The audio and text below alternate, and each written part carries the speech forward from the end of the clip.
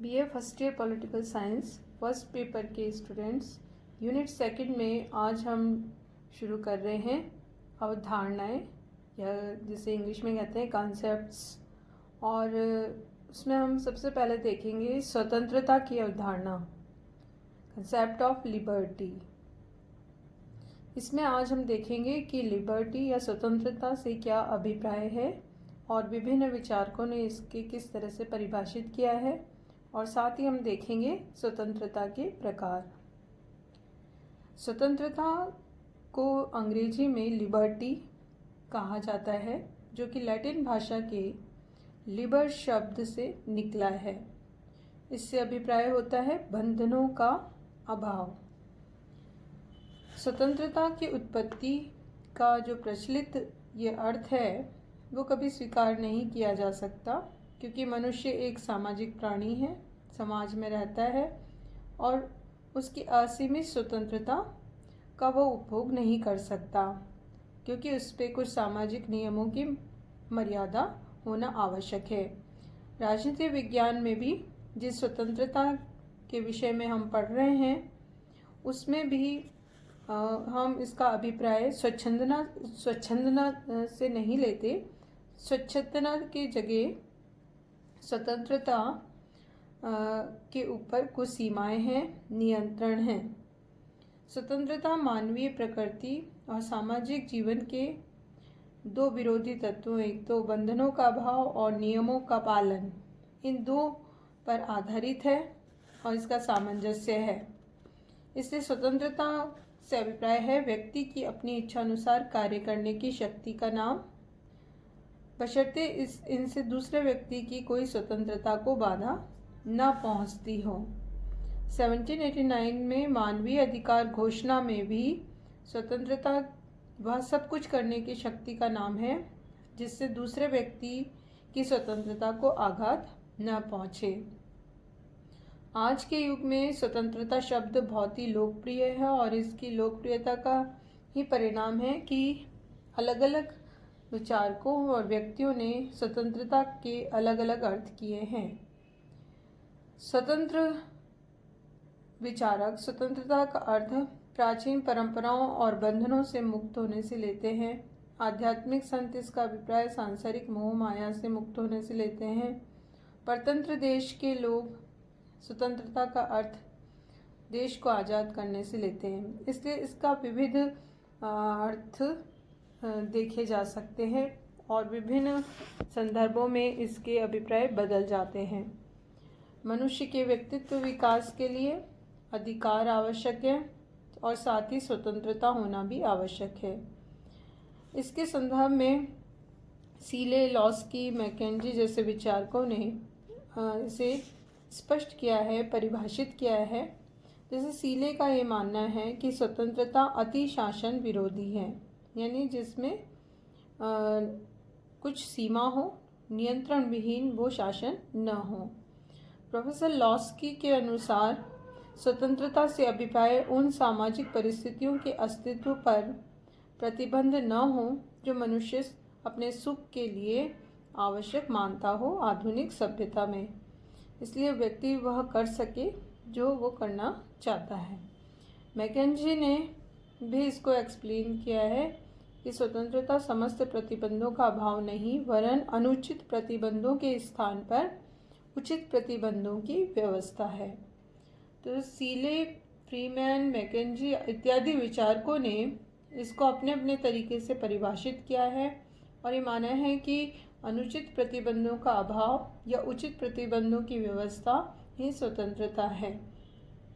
गैटल, TH. Green जैसे विचारकों ने भी इसको अपने शब्दों में एक्सप्लेन किया है।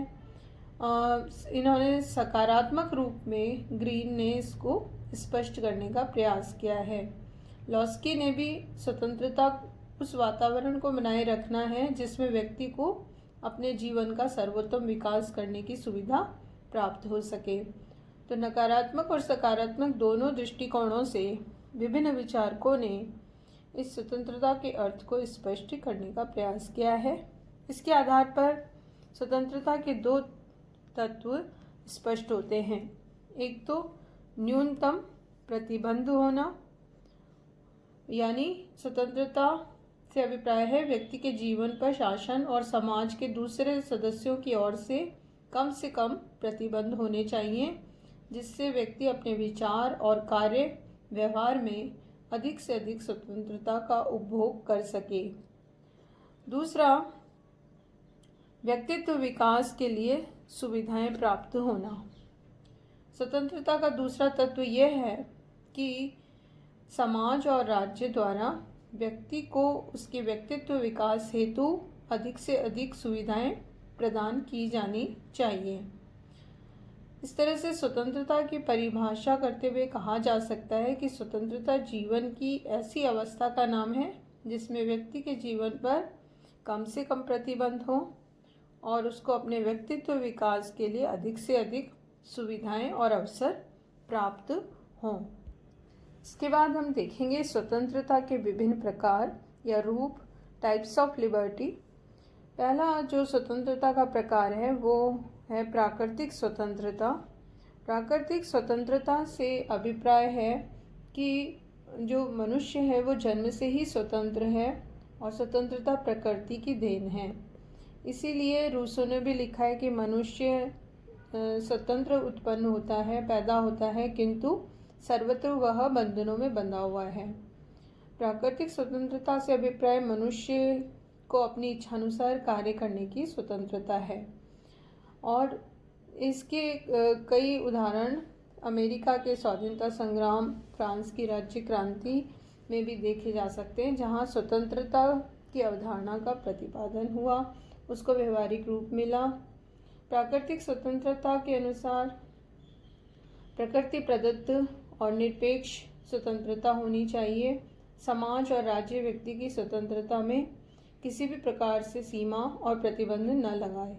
लेकिन प्राकृतिक स्वतंत्रता को पूरी तरह से सही नहीं ठहराया जा सकता, क्योंकि इसे सामूहिक हित में सीमित करना आवश्यक है, अन्यथा व्यक्ति की स्वतंत्रता स्वच्छंदता में बदल सकती है, जो कि समाज के अन्य व्यक्तियों की स्वतंत्रता के लिए उचित नहीं होगी। दूसरी है व्यक्तिगत स्वतंत्रता। पर्सनल लिबर्टी से तात्पर्य व्यक्ति के उन कार्यों पर कोई प्रतिबंध नहीं होना चाहिए जिसका संबंध उससे स्वयं से संबंधित हो। व्यक्तिगत कार्य जैसे भोजन, वस्त्र, धर्म, परिवार, इस तरह के कार्यों को व्यक्तिगत स्वतंत्रता के अंतर्गत लिया जाता है। इससे संबंधित कार्यों में व्यक्ति को पूर्ण स्वतंत्रता होनी चाहिए और मिल इत्यादि ने भी इस तरह की स्वतंत्रता पर जोर दिया है, इसका समर्थन किया है। हालांकि ये आवश्यक है कि व्यक्ति के व्यक्तित्व का आदर हो, लेकिन वर्तमान समय में यदि व्यक्तिगत स्वतंत्रता समाज के अन्य व्यक्तियों की स्वतंत्रता में बाधा हो या किसी तरह से गलत प्रभाव डाल रही हो, तो वहाँ पर इसको सीमित करना भी आवश्यक हो जाता है और इसीलिए इसको पूरी तरह से इसका समर्थन नहीं किया जाता। तीसरी है नागरिक स्वतंत्रता, सिविल लिबर्टी। नागरिक स्वतंत्रता से अभिप्राय व्यक्ति के उन स्वतंत्रताओं से है जो व्यक्ति समाज या राज्य का सदस्य होने के लिए नाते प्राप्त करता है। नागरिक स्वतंत्रता का उद्देश्य होता है प्रत्येक व्यक्ति को समान अवसर और अधिकार मिले और स्वभाव से ही ये स्वतंत्रता असीमित या निरंकुश नहीं हो सकती। इस तरह की स्वतंत्रता दो प्रकार की होती है, एक तो शासन के विरुद्ध व्यक्ति की स्वतंत्रता और दूसरा व्यक्ति को व्यक्ति और व्यक्तियों के समुदाय से स्वतंत्रता मिलना। शासन के विरुद्ध व्यक्ति की स्वतंत्रता लिखित और अलिखित संविधान के द्वारा मौलिक अधिकारों के माध्यम से मिलती है। नागरिक स्वतंत्रता के दूसरा जो रूप है वे अधिकार हैं जिन्हें वह राज्य के अन्य समुदायों और मनुष्यों के विरुद्ध प्राप्त करता है।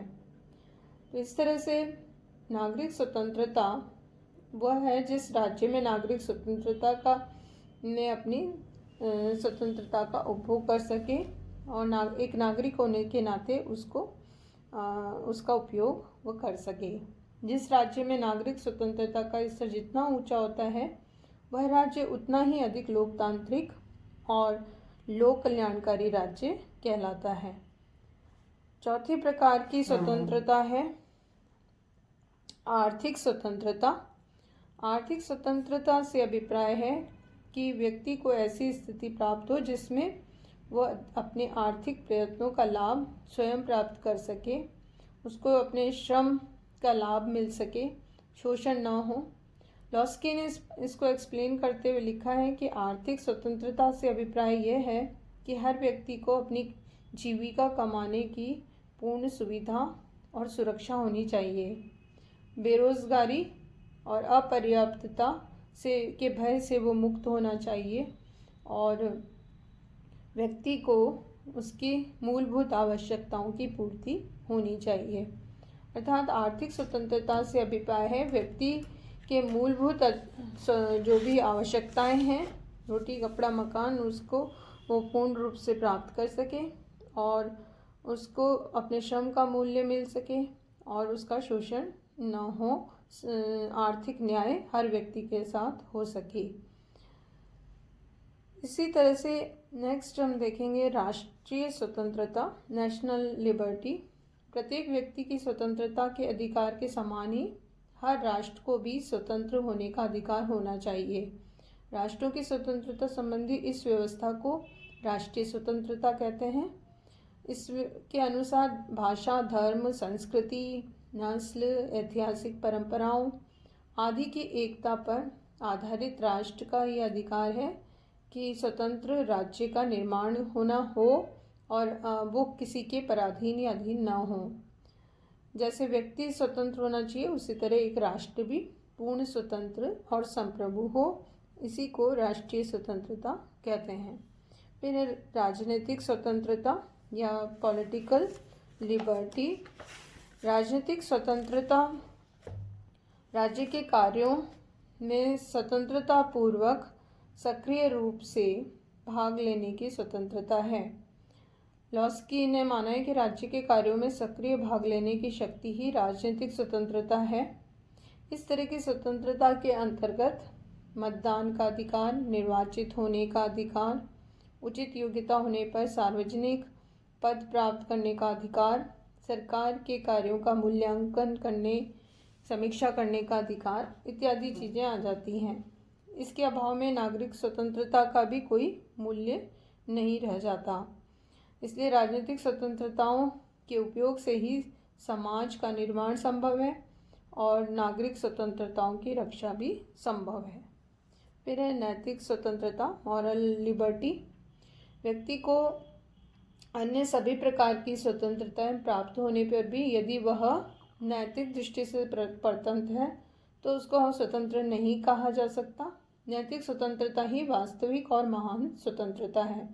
इससे तात्पर्य है कि व्यक्ति को उस मानसिक स्थिति से जिसमें वह अनुचित लोभ लालच के बिना अपनी सामाजिक जीवन व्यतीत करने की योग्यता रखता हो। काम्टे ने भी माना है कि ये विवेकपूर्ण इच्छा शक्ति है, उसकी वास्तविक स्वतंत्रता है। प्लेटो, अरस्तु, ग्रीन, बौसाकी